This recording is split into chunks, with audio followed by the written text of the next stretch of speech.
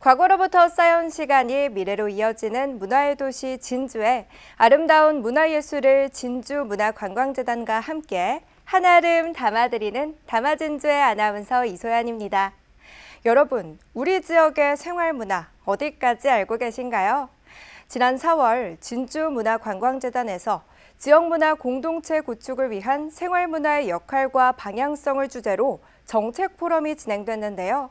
지역 생활문화의 확장과 지속적으로 발전 가능한 지역문화 공동체 구축 방안을 주제로 종합토론도 진행됐다고 합니다.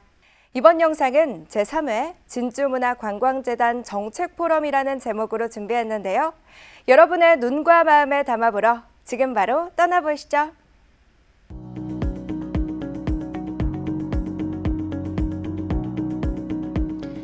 네, 안녕하세요. 소개받은 강윤주라고 합니다. 이 진주문화관광재단에서 주최하는 이렇게 큰 축제, 진주 생활문화 관련 포럼에 저를 발표자로 초대해 주셔서 너무 감사드립니다. 진주는 사실 개인적으로 제 어머니 고향이기도 해서 저한테는 상당히 큰 의미가 있는 것 같습니다. 저는 2007년부터, 그러니까 지금으로부터 한 17년 전이죠. 그때부터 이제 생활예술, 생활문화 연구를 해왔고 또 여러 연구자들과 함께 생활예술이라는 책을 2009년에 발간하기도 하는 등 꾸준히 국내외 생활문화 관련된 연구를 해왔습니다. 또한 작년에는 근처 도시라고 할 수 있겠죠. 대구에서 광역생활문화센터의 역할에 관한 연구를 하면서 대구 구군 지역의 생활문화 현장 조사를 하기도 했습니다. 오늘은 제가 했던 작년 연구 그리고 생활문화의 흐름상 현재 그 진주 생활문화 활성화에 도움이 될 만한 몇 가지를 말씀드리고자 합니다. 본격적으로 이 진주의 생활문화에 대해 이야기하기 전에 지역문화 정책이라는 것이 어떻게 변화해 왔고 또 생활문화 사업의 현황은, 전국적인 현황은 어떤지를 먼저 간단하게 짚고 넘어가고자 합니다. 아시겠지만 이 지역문화 정책은 전통문화 보전 및 예술 창작 지원이라는 원칙에서 생활 환경과 주민의 삶으로서의 문화를 들여다보겠다는 흐름으로 이렇게 전반적으로 바뀌어 왔습니다. 관주도가 아니라 민간 위주로, 그리고 문화 복지에서 문화 자치로, 또 전문가 위주가 아니라 지역 주민 중심으로 지역 문화 진흥의 패러다임이 변화되어 왔는데요. 이 포인트가 바로 진주의 생활문화의 발전을 바라보는 데 있어서도 아주 중요한 포인트가 된다고 생각을 합니다. 지금 보시는 표 역시 우리나라의 문화 정책이 어떻게 바뀌어 왔는가를 대표적으로 보여주는 것입니다. 문화 시설상의 변화를 보자면 이 포인트가 잘 안 보이실 것 같은데요. 시군이 건립했던 그 문화 기반 시설에서 주민이 직접 이용하는 생활문화센터로, 또 장르적으로도 보자면 순수 예술에 대한 지원에서 생활문화로, 전문 예술인 중심에서 문화 매개 인력을 거쳐서 문화 창조 인력으로 이렇게 변화되는 것을 여러분들이 이 도표를 통해서 확인하실 수 있는데요. 생활문화 발전에 있어서 중요한 것 중에 하나가 또 조례죠. 법입니다. 이 생활문화 진흥에 관한 조례도 속속들이 만들어지고 있습니다. 2024년 4월 현재 생활문화 관련 조례가 무려 287개가 만들어졌습니다. 도표를 보시면 생활문화 진흥, 문화도시, 생활문화센터, 심지어 지역 서점이나 지역 영상 미디어 센터를 폭넓게 생활문화 관련 조례에 관련된 그 대상이라고 볼 때요. 서울은 무려 30개, 경기는 45개, 전남은 24개, 그리고 경남은 11개 정도의 조례가 만들어져 있습니다. 그러나 아쉽게도 진주에는 이러한 생활문화 관련 조례가 매우 미비한 것이 사실입니다. 조례 제정은 아시겠지만 그 지역의 정책이 활성화되게 하기 위한 가장 기본적인 단계라고 할 수 있죠. 그런 점에서 볼 때 진주에도 시급하게 법적 여건이 마련되어야 한다고 생각합니다. 그렇다면 주민들이 생활문화 활동을 하기 위해서 만들어지는 생활문화센터 관련 현황은 어떨까요? 전국에 분포한 생활문화센터는 총 173개입니다. 광역단체 중에는 부산이 가장 많고요. 경남 역시 광역자치단체 중 5번째로 많은 생활문화센터를 보유하고 있습니다. 그러나 창원, 김해, 밀양, 함안, 남해, 하동, 산청, 거창에 있는 생활문화센터가 아쉽게도 진주에는 없습니다. 그러나 진주는 23년에 전국 생활문화 축제를 유치하면서 이 생활문화의 박람회라고 할 수 있는 이 축제를 경험하면서 생활문화에 대한 조감을 할 수 있는 기회를 얻었다고 할 수 있겠죠. 그렇다면 제가 말씀드린 조례나 축제 외에 생활문화 관련된 주요 사업은 어떤 게 있을까요? 우리나라의 그 생활문화 활성화에 있어서 중앙본부라 할 수 있는 지역문화진흥원에서는 생활문화센터, 곧 공간을 활성화하는 사업 외에도 생활문화 공동체를 활성화하는 지원, 또 생활문화 우수 사례를 홍보하고 전국의 생활문화 단체들이 네트워킹할 수 있는 지금 표에서 보시는 것과 같은 다양한 사업을 진행하고 있습니다.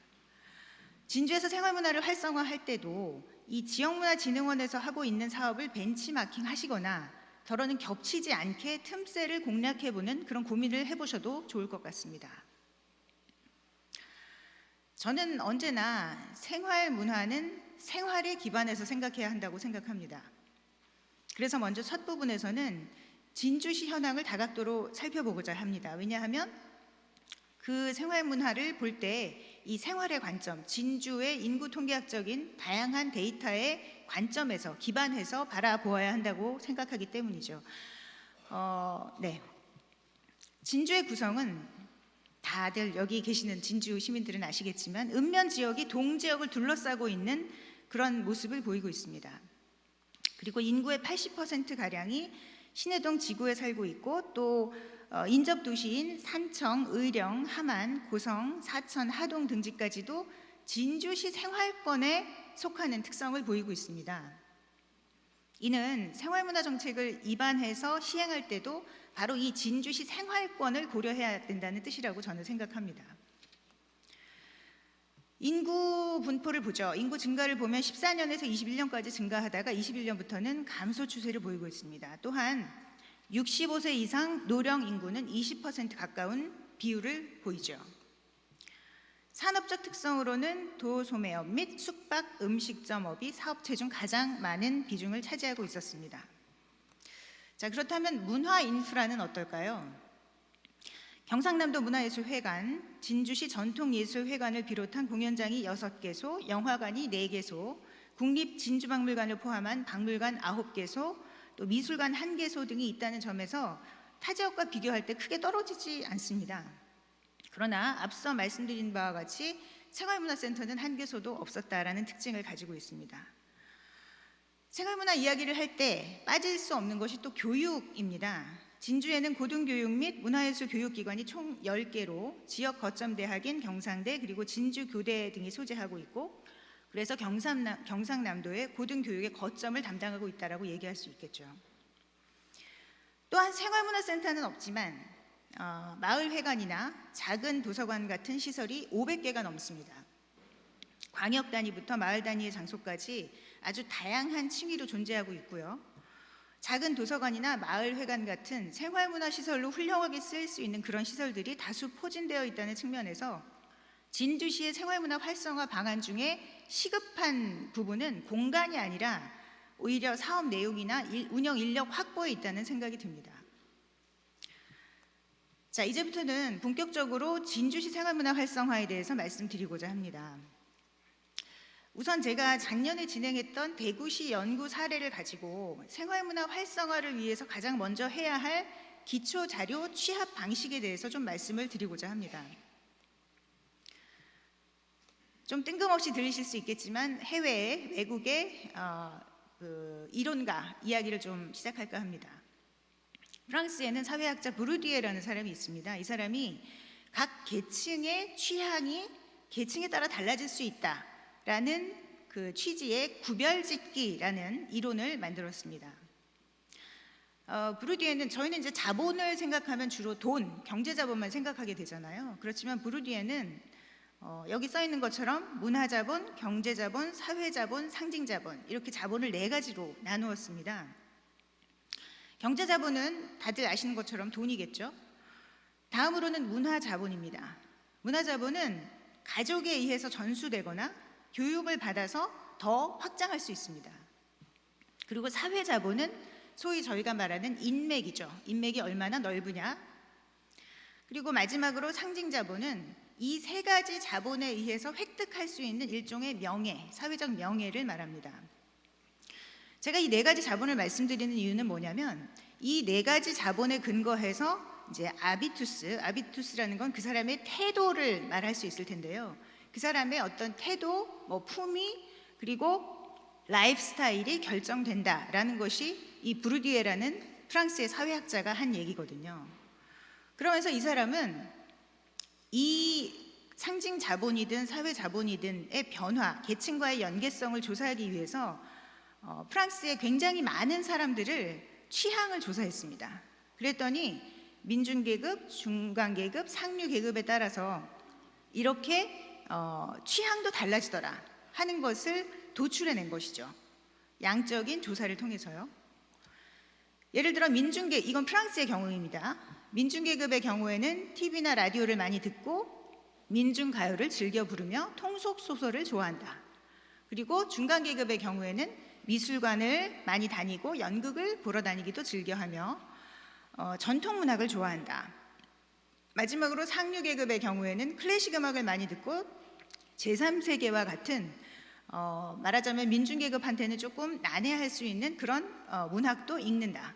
이런 방식의 구분을 했습니다. 자, 과연 이러한 구별짓기가 우리나라에는 전혀 통용되지 않을까요? 저는 그렇게 생각하지 않습니다. 우리나라에도 어느 정도 혹은 많이 적용될 수 있다고 생각을 하는데요.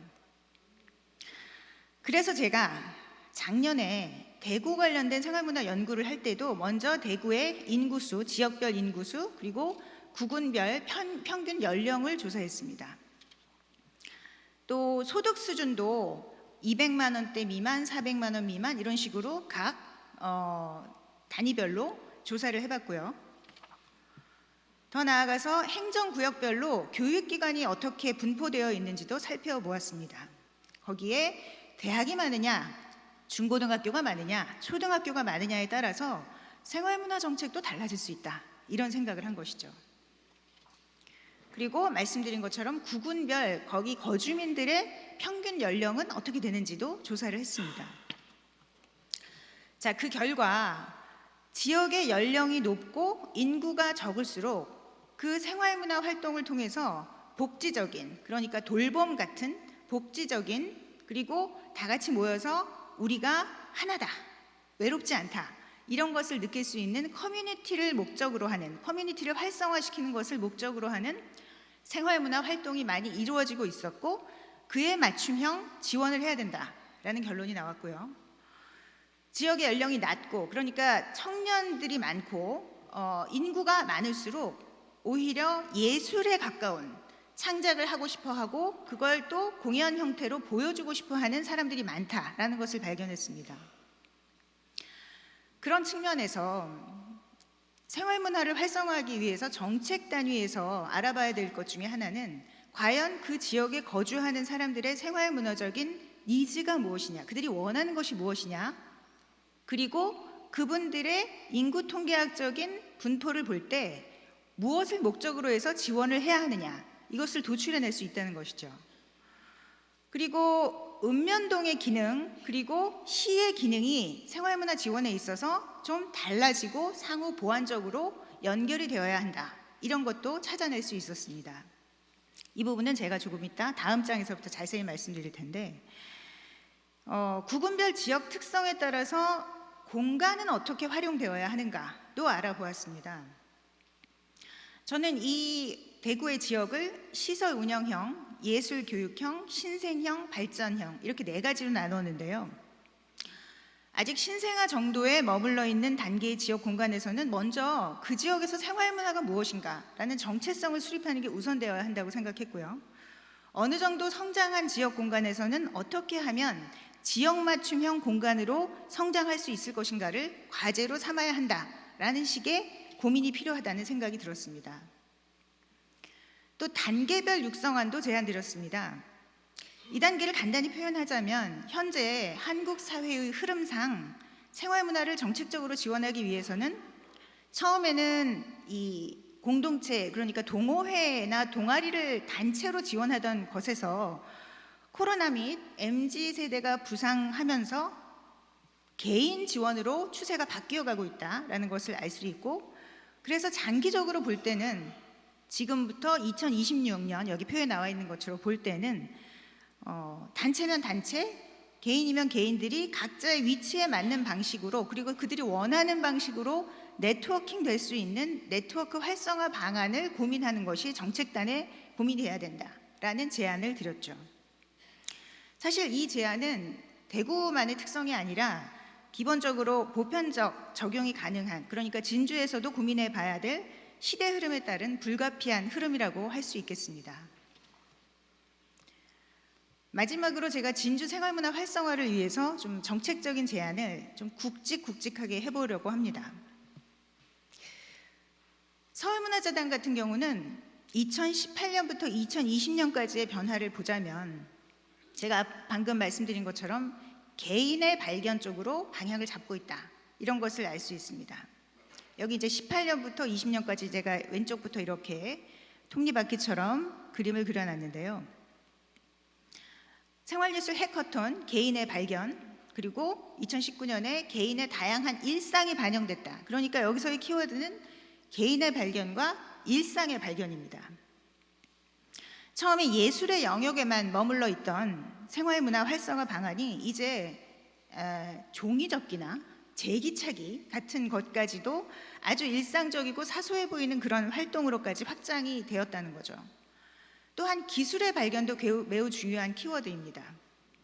웹소설이나 웹툰과 같이 다양한 웹 컨텐츠, 결국 기술의 지원으로 이 장르 문법까지 변화된, 소설이 웹소설이 되면서 장르의 문법이 변화됐지 않습니까? 그런 영역들이 시민의 생활문화 활동과 어떻게 연계를 맺을 수 있는지를 알아보기 위해서 웹 기획자나 크리에이터 등과도 협업을 모색했습니다. 서울문화재단의 정책 흐름 변화를 보자면 생활문화 1.0과 2.0이라는 식의 호명을 통해서 변화하는 생활문화의 역동성을 표현했는데요. 1.0에서 하향식 사업 설계를 했다면, 그래서 자치구의 자율성이 상대적으로 낮았다면 2.0에서는 상향식 사업 설계, 바텀업이라고 하죠.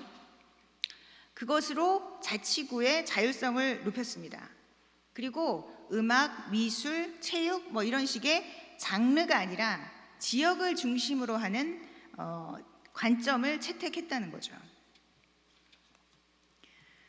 경기문화재단의 경우는 공간을 통해서 말씀드리려고 합니다. 경기문화재단의 경기생활문화센터를 보더라도 공간 구성에 있어서 개인과 일상의 니즈를 존중한 설계를 했다라는 것을 발견할 수 있습니다. 천편일률적인 공간 구성이 아니라 제빵이나 제봉, 또 바리스타, 도자랩, 유리랩, 제작랩 이런 것들을 마련해서 너무나 다양하게 분화된 시민들의 니즈를 충분히 반영하고자 한 것이죠. 이러한 공간 구성은 이후 시민들의 취향이 달라짐에 따라서 또 다르게 변화될 수 있을 겁니다. 이 점을 저는 시대의 발견이라고 명명하고 싶었습니다. 아까 제가 계속해서 진주에 아직 생활문화센터가 없다고 말씀을 드렸는데, 생활문화센터를 진주에서 지을 때는 이러한 시대의 발견과 개인의 취향의 발견을 반영한 공간 설계가 이루어졌으면 좋겠다.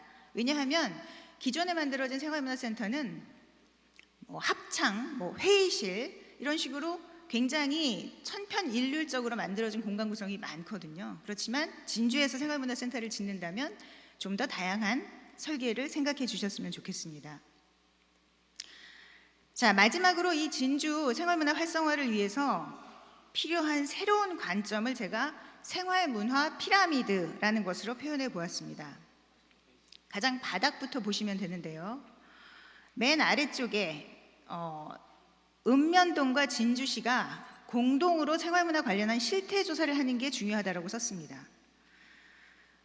이걸 실시하는 데 있어서 읍면동은 조사 재원과 인력 그리고 시스템이 상당히 부족할 겁니다. 이것을 진주시가 지원하는 대신에 조사된 데이터를 취합하고 축적하는 것은 진주시가 담당할 수 있겠죠. 제가 대구에서도 현장 조사를 해보면 각 구군별 담당자가 가장 답답해하는 것은 지역별 기초자료 취합을 할 수 없었다는 것이죠. 재원과 인력이 부족해서.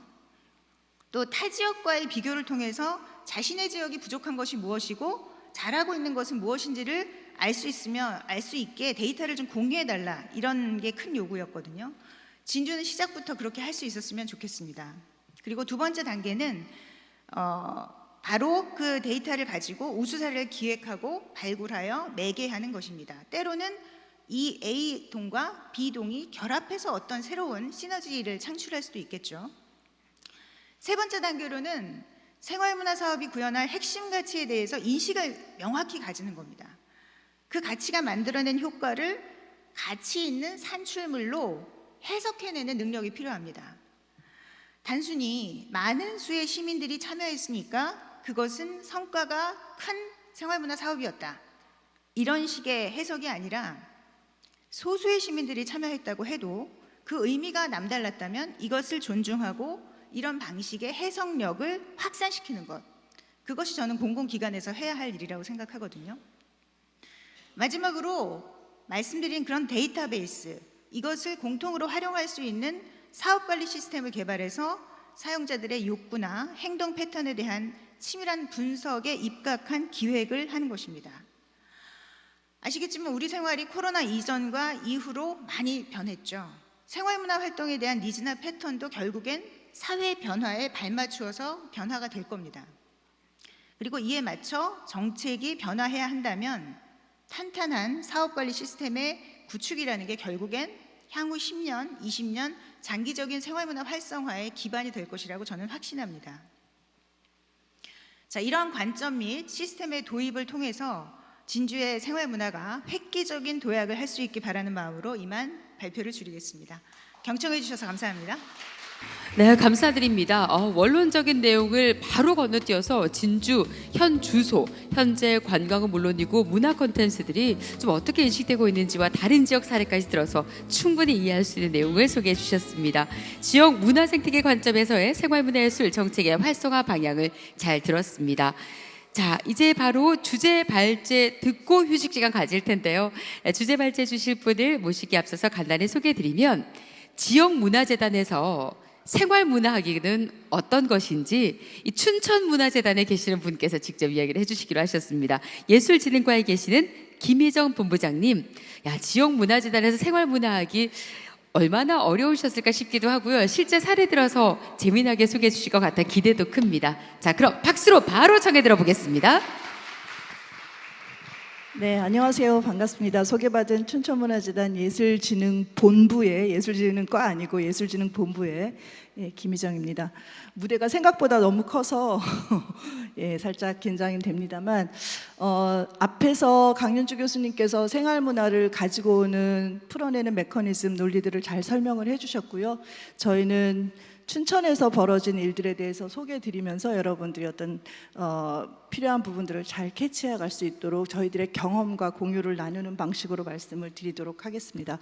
제게 주어진 질문이 지역문화재단에서 생활문화학이라고 와서 생활문화학이로 떨어지는 질문이 좀 너무 간단하다는 생각이 들었습니다. 생활문화를 진흥하고 또 다시 토파볼 수도 있고 또 어떤 걸 구축할 수도 있고, 그래서 이 말풍선을 좀 넣어봤는데요. 여러분들께서 여러분들 자신의 질문들을 이 안에 좀 넣어보시는 시간이 됐으면 합니다. 요즘 AI가 우리 생활에 많이 밀접해 있다 보니까 프롬프트 엔지니어링이라는 그 직업군이 굉장히 각광을 받고 있다고 해요. 간단하게 얘기하면 그 AI로부터 우리가 얻어내려고 하는 답들을 가장 정확하게 끌어낼 수 있는 좋은 질문을 던지는 일이라고 할 수 있는데요. 많은 정보들을 습득해서 그걸 쥐합해서 적절한 답을 내오기보다는 우리 스스로 시민으로서, 예술가로서, 그리고 각자 자기의 자리에서 우리 스스로에게 좋은 질문을 던져보는, 정확한 질문을 던져보는 일이 좀 필요할 것 같습니다. 그래서 포럼이 끝나고 나서 헛헛해하지 마시고 오늘 포럼은 여러분들께 질문과 고민거리들을 함께 던지고 나누는 시간이라고 생각해 주시고 저희 춘천 사례를 들어주셨으면 좋겠습니다. 춘천은 문화예술의 도시였습니다. 95년대에 이미 당시의 문체부로부터 문화예술의 도시라는 호칭을 받기도 했고 2020년도에 법정 문화도시로 지정되기도 했습니다. 그리고 최근에 저희 재단이 맡고 있는 관광의 역할까지 문화관광재단으로서의 변모까지 지금 요구받고 있는 시기인데요. 진주는 이미 이제 문화관광재단인 걸로 알고 있습니다만 저에게 주어진 이제 발표의 주제가 지역 문화재단과 생활문화진흥에 대한 부분을 고민하다 보니까 오늘 얘기는 조금 재단의 입장에서 많이 하게 되는데 결국 재단이 중간 지원 조직으로서 지역의 예술 생태계를 구축하고 지원하고 조직해가는 과정에서 우리들의 역할은 무엇일지 그리고 여기에도 아마 전문예술과 생활예술에 좀 경계를 가지고 같이 참여하신 분들이 많이 있으실 텐데 예술을 지원한다는 것은 무엇인지 그리고 그것이 일상의 시민들의 삶으로 같이 스며들어서 일상의 문화를 만들어내고 지역의 공동체를 만들어내는 것과 어떻게 연관되어 있는지 그랬을 때 지역문화예술 생태계가 어떻게 진화되고 그게 우리가 문화로 우리의 안전한 삶을 구축하는 문화안전망으로서 어떻게 작용할지 그랬을 때 우리 개인들의 행복이 충족되고 그게 사회적 연대와 연결돼서 모두의 문화예술로 펼쳐졌을 때 우리 지역이 또 공동체가 갖고 있는 회복력들은 어떻게 찾아낼 수 있을 건지 이런 많은 질문을 던지면서 저희들의 지원 사업 혹은 문화도시 사업이 이루어져 오고 있었고 그것은 여전히 질문과 실험 안에서 돌아가고 있는 현재 진행형의 저희들의 고민이기도 합니다. 춘천에 대한 이해를 조금 먼저 돕고 싶은데요. 춘천은 분지입니다. 배후도시, 인접도시로서 하천, 홍천 이런 데가 있지만 오롯하게 산으로 둘러싸인 분지라 춘천만의 고유함들이 좀 있고 또 도시만의 제 소리가 엄청 크게 들리네요. 도시만의 많은 섬들을 댐들이 많습니다. 그래서 호반의 도시라고도 하는데 도시 안에 많은 섬들을 포함하고 있는 아름다운 호수 도시이기도 하죠. 그래서 조금 연세가 있으신 분들은 유한진의 춘천은 가을도 봄이지 않은 숲을 기억하실 텐데요. 아름다운 자연에서 오는 예술적 영감들이 많이 풍기는 도시라서 많은 소설가 그리고 김유정 문학촌도 운영되고 있고 많은 소설가들 그리고 시인들 그리고 왁수군 권진규 같은 이 예술 문화에서 어떤 족적을 남긴 분들이 주 거점으로 삼았던 도시이기도 했습니다.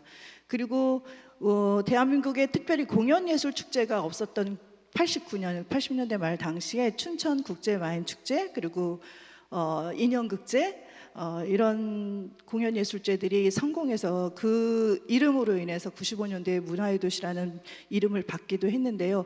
20년 이상 오랫동안 지속되어 온 공연예술축제들이 많이 있습니다. 예술적 자원이 풍부한 도시라는 말씀을 드리는 거고요.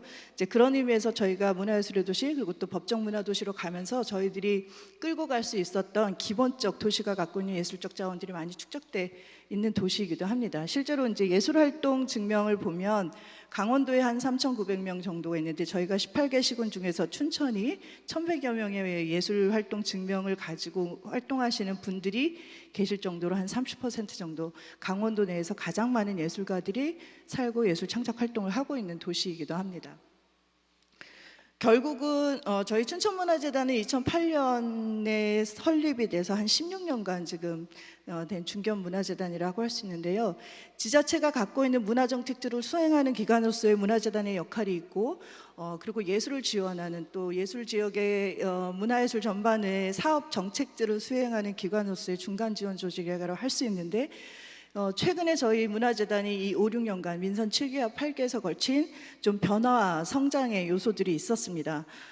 기존의 개발과 혹은 발전, 도시 건설 이렇게 위주로 도시 변화를 보고 있던 상황에서 문화로 도시를 새롭게 변화시키자라고 하는 문화예술 기반의 도시 변화의 정책 방향이 높아졌습니다. 그래서 재단을 통한 사업비들도 늘어났고 그래서 예산과 인력들이 많이 확대됐고 뒤에서 말씀드리겠지만 조직의 변화가 많이 있었습니다. 그리고 특히 예술교육에 대한 부분들이 도시가 갖고 가는 그 도시 철학 중에 하나가 되었습니다.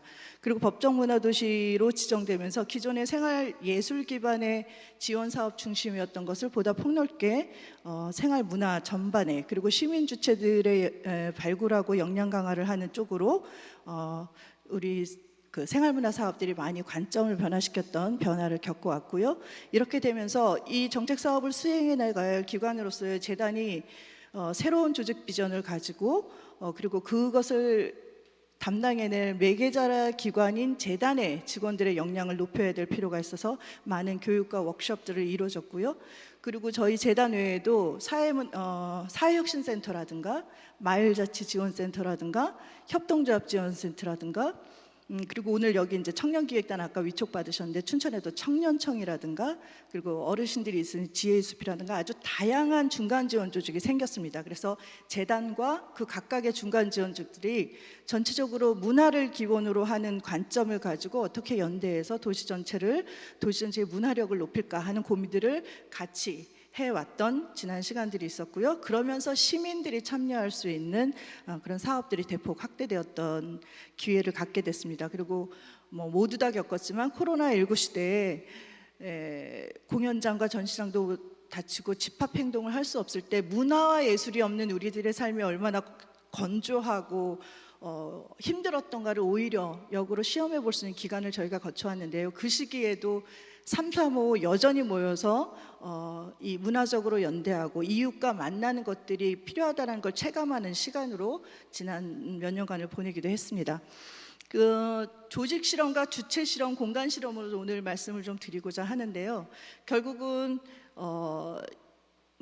재단이 다 하는 건 아니지만 어쨌든 시의 정책들을 그래도 끌고 나가면서 우리의 파트너십을 맺어야 될 예술가 시민들과 함께 뭘 해야 되는 우리 재단이 조금 더 유연하고 전문가적인 조직으로서의 자기 모습을 갖춰야 될 필요가 있었습니다. 그래서 춘천문화재단은 조직의 관료성을 낮추고 보다 더 전문성을 확보하고 지역 필드의 요구들을 받아들이면서 바로바로 반영할 수 있는 빠른 의사결정들을 가져갈 수 있는 유연한 조직으로 바꾸고자 하는 노력들을 내부적으로 많이 했고요.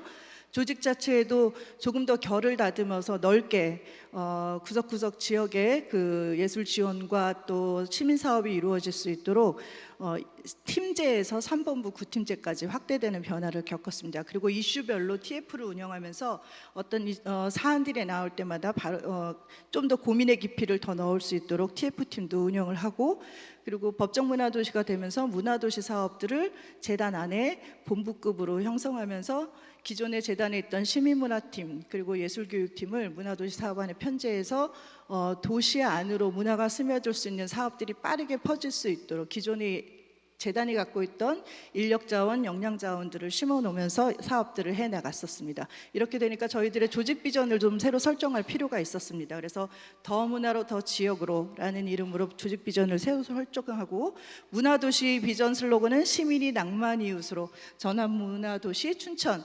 전환문화도시가 뭐야? 라고 하는 질문들 늘 우리가 많이 받았었는데요. 어쨌든 도시가 성장과 발전, 개발 위주의 도시가 아니라 살고 있는 지역을 조금 더 문화적으로 바라보고 하고 그 바라보려고 하는 시각들을 우리의 의식으로 또 변화시켜서 이웃을 서로 연결시켜서 결국 도시를 바꿔내는 힘들을 함께 가져가자라고 하는 나로부터의 전환이라는 의미로 저희가 전환문화도시라는 슬로건을 내걸기도 했고요. 이런 사업의 결과를 가지고 작년에 이제 올 초에 재단 중장기 발전 계획도 새로 수립하기도 했습니다. 재단을 매개 조직이라고 보고 저희들이 파트너십을 맺고 있는 또 지원을 해야 되는 어떤 우리의 대상으로 봤을 때 예술가 부분, 시민 부분이 있을 것 같습니다. 그래서 이 전문예술 부분과 시민문화 그리고 시민이 참여할 수 있는 축제 부분을 나눠서 일단 말씀을 드리는데요.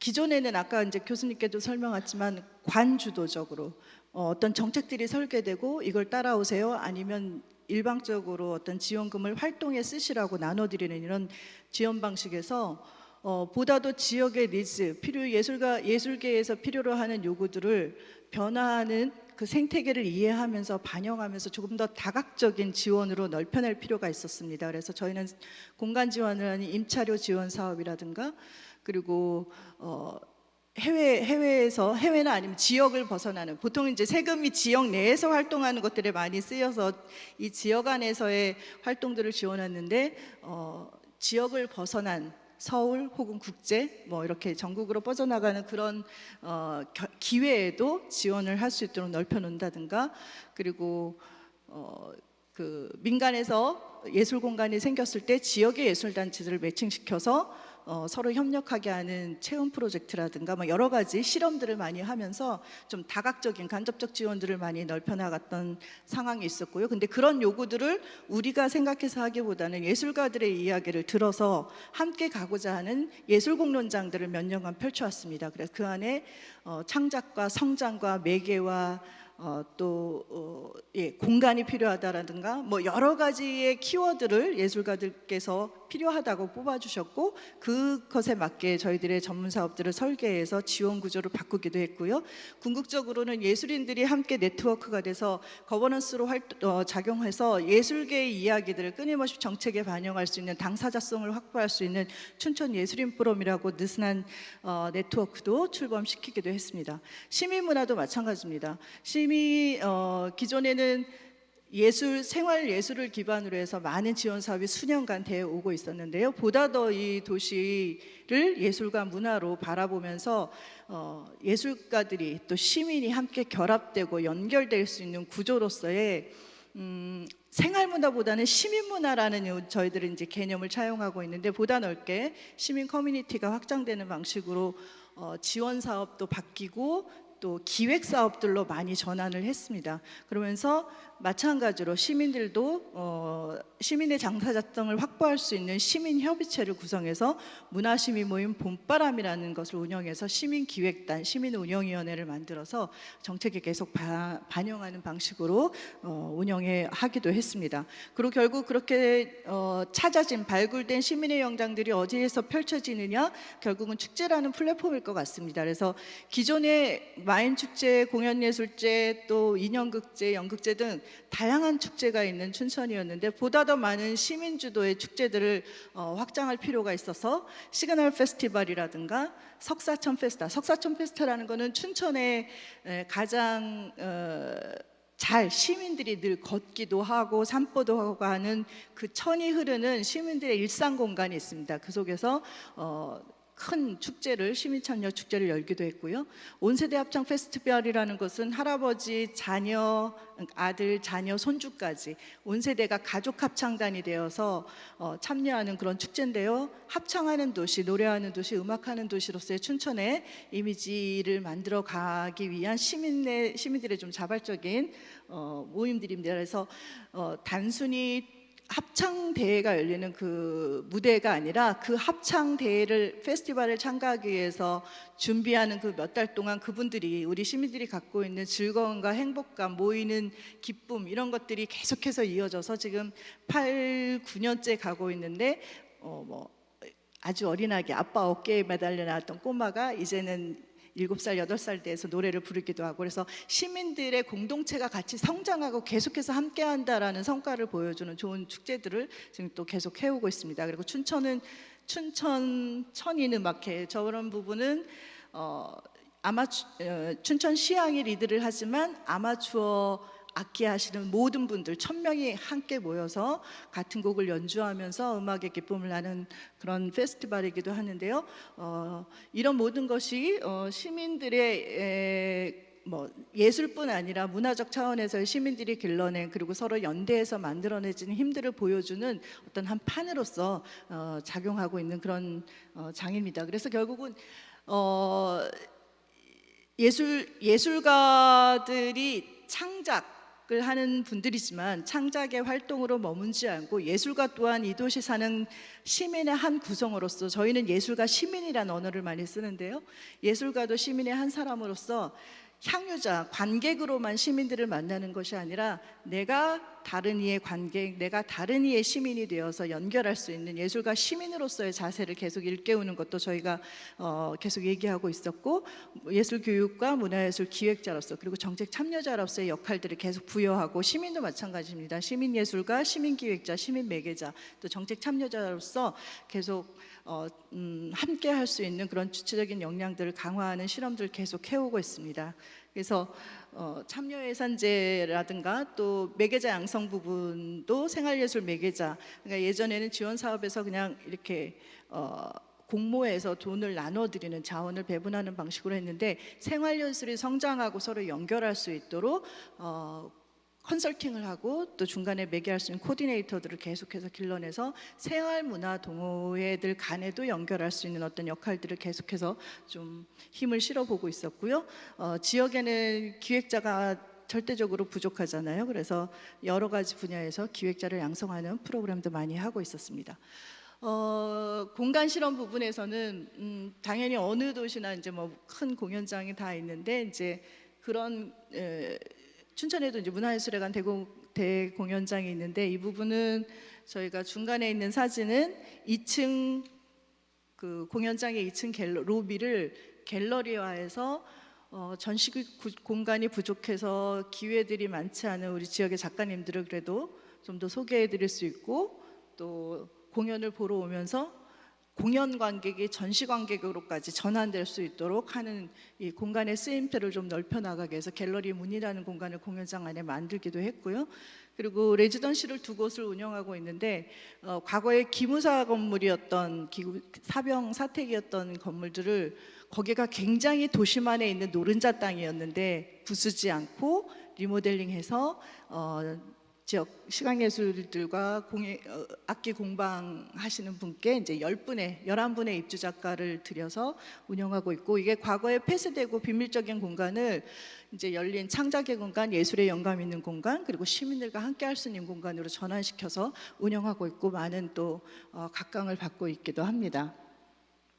무엇보다 이 생활문화 에게 있어서 공간은 좀 굉장히 중요하다고 생각을 해요. 춘천에서는 지역의 시와 함께 빈집 프로젝트를 운영했는데 많은 빈집을 빈집은 어마어마하게 많습니다만 어쨌든 저희들이 그 중에 한 6, 7가구의 주택을 임차하는 방식으로 그래서 리모델링해서 주민들의 거점 공간으로 만들어서 이 안에서 다양한 시민 커뮤니티 모임이 이루어지도록 실행하고 많은 성과를 내고 있는데요. 모두의 살롱이라고 이름을 붙였고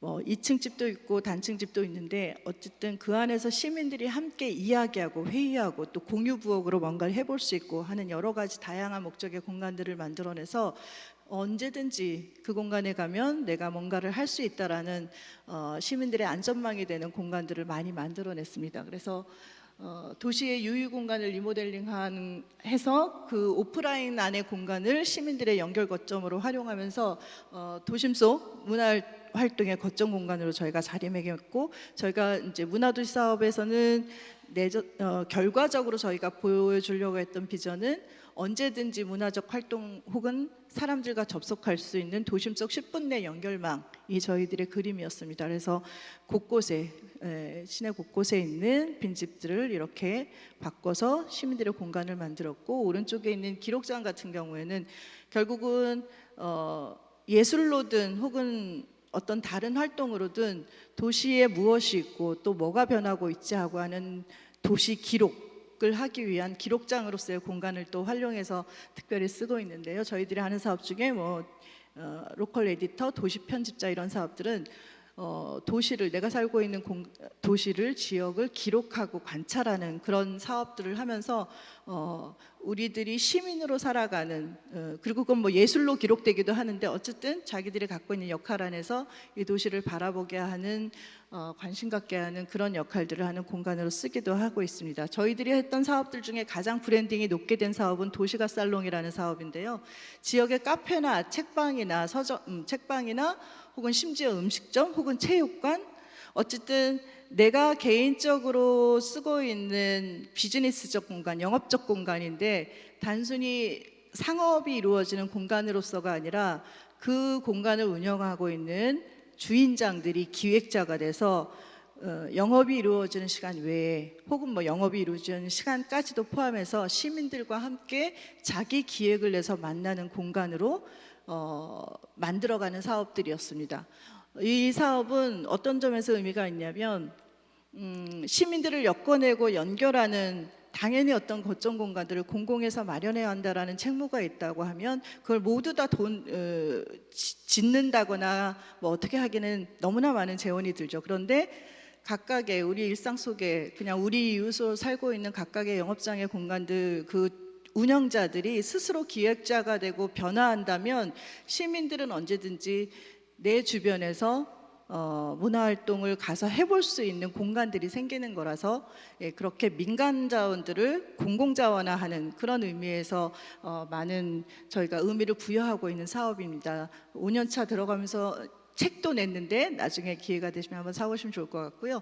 어쨌든 도시가 살롱이라는 사업은 그렇게 민간 영업장의 공간들이 시민들의 문화활동이 이루어지는 연결고리로서의 이 도시 곳곳에서 작동하면서 도시 전체가 문화적 활동이 곳곳에서 이루어지는 그런 역할들을 하는 그런 브랜딩 사업이 되었습니다.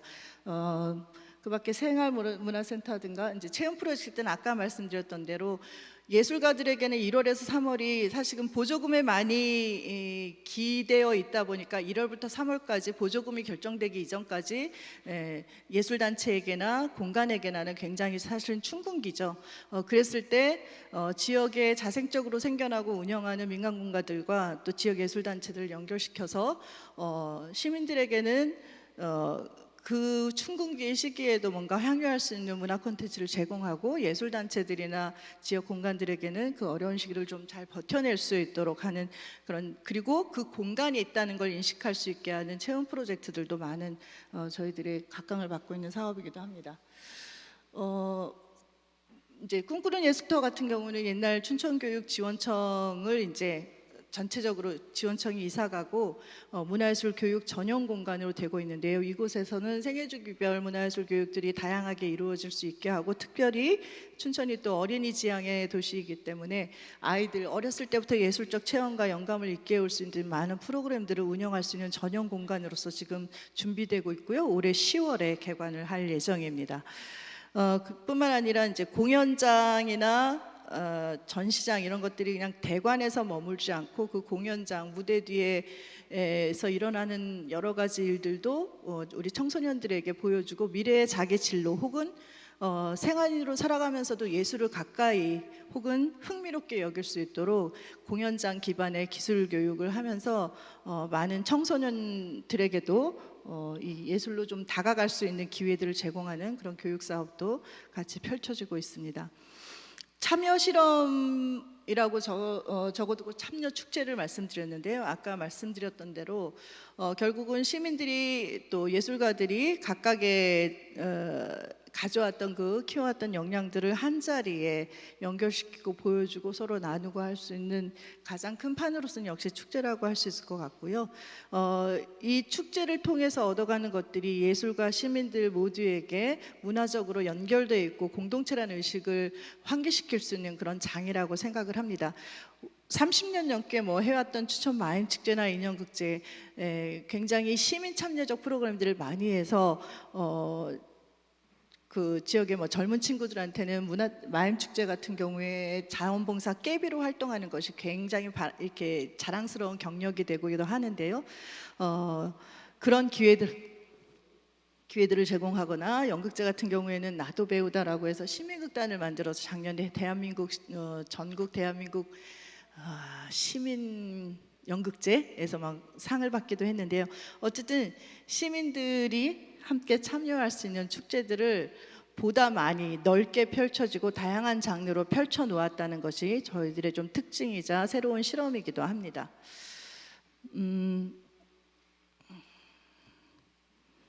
시간을 제가 좀 빠르게 쓴 것 같은데요. 결국은 이런 춘천의 질문과 실험에서 얻어진 저희들의 생각을 여러분에게 좀 드리고자 하면, 사실 생활문화 활성화 혹은 이렇게 봤을 때 결국은 많은 예산과 인력들이 투여되면 잘 되는 거 아니야? 라고 하는 동일한 질문들을 우리는 계속 그게 답인 것처럼 생각해 왔을 텐데, 지난 저희들의 실험 안에서는 결국 우리들이 갖고 있는 인식을 전환해야 되고 그 전환된 인식을 공유하는 저변이 넓어져야 된다는 결론을 좀 얻었습니다. 그래서 재단은 재단대로의 역할이 지원하는 조직이고 시민들에게 더 많은 기회와 경험들을 드릴 수 있는 뭔가의 사업들을 계속 고민하는데, 그것이 저희들의 생각에서 비롯된 것이 아니라 결국 이 지역에 어떻게 존재하고 있냐, 이 지역의 예술가들, 이 지역의 시민들의 요구들이 무엇인지를 계속 받아안는 그런 의견을 수렴하거나 이야기를 같이 나눌 수 있는 구조들을 많이 만드는 것, 그리고 시민들 스스로, 예술가 스스로 연대하고 연결할 수 있는 공간을 많이 만들어서 지속적으로 그 안에서 연결되고 순환하는 고리들을 점점 더 넓히게 되면 결국은 그 도시가 갖고 있는 더 많은 사람들이 문화적으로 도시를 바라보게 되는 인식을 공유하게 되고, 그런 의식들이 결국은 큰 토대가 돼서 지역 문화 생태계도 변화시키고, 또 우리가 요구하는 지역 공동체를 위한 생활 문화의 진흥의 결과물도 가져올 수 있을 거라고 생각합니다. 저희들의 사업들이 기존의 생활 예술을 지원하는 것과 조금 다르게 흘러갔던 방향은 이제 문화라는 것이 뭐 문화기본법이나 이제 여러 가지 법들에서 정의하고 있는 바는 결국 삶의 공동체의 총체적 삶의 양식이라는 부분인데요. 그래서 결국은 이 시민들과 또 뭐 예술가들도 마찬가지입니다. 서로 연결되는 것이 가장 중요한 부분이었고요.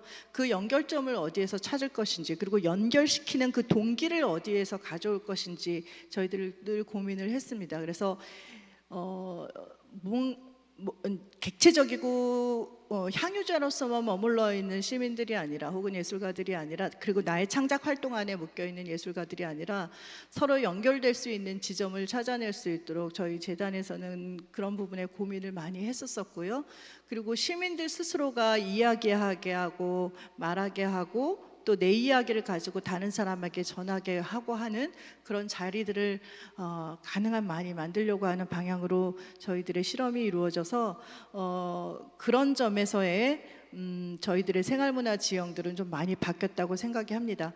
그러면서 지역의 이슈나 지구적 문제에도 아주 느슨하게는 하지만 자발적으로 그런 자전거 타는 문제라든가 또 어떤 환경적인 문제라든가 뭐 이런 식으로 자기의 이슈, 지역에서 내가 맞닥뜨리고 있는 이슈들을 스스로 찾아내게 하는 그런 결과물들이 굉장히 많았습니다. 그래서 결국 이렇게 오프라인 거점 공간을 통해서 서로 연결되어 있는 스스로의 존재를 발견하고 문화를 만들어갈 수 있다는 자신감을 얻는 그런 기회들이 지난 수년간 쌓여왔고요.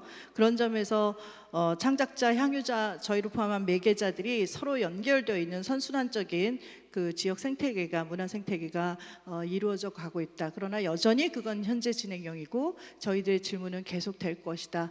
그런 말씀을 드리면서 발제를 마치도록 하겠습니다. 네, 진주에서의 생활문화 확장 가능성과 방향 모색을 엿볼 수 있는 좋은 기회가 되었던 것 같습니다. 여러분들은 어떠셨나요? 지역과 재단 그리고 주민들이 함께 소통하면서 삶의 질을 향상시킬 수 있는 문화 정책들이 많이 생겨났으면 좋겠습니다. 네, 이처럼 앞으로도 진주문화관광재단과 함께하는 다양한 영상이 준비되어 있으니까요. 많은 기대와 관심 부탁드립니다. 저는 다마진주의 아나운서 이소연이었습니다. 시청해주신 여러분 고맙습니다.